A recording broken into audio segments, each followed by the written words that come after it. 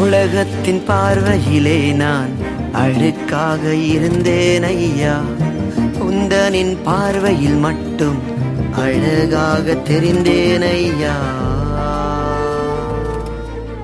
அவர் சஞ்சலப்படுத்தினாலும் தமது மிகுந்த கிருபையின்படி இறங்குவார். புலம்பல் 3ஆம் அதிகாரம் 32ஆம் வசனம். பார்வையில் மட்டும் அழகாக தெரிந்தேன் ஐயா, அழுக்கென்று தூக்கி எறியாமல் அழகென்று அணைத்து கொண்டீரே, அழுக்கென்று தூக்கி எறியாமல் அழகென்று அணைத்து கொண்டீரே.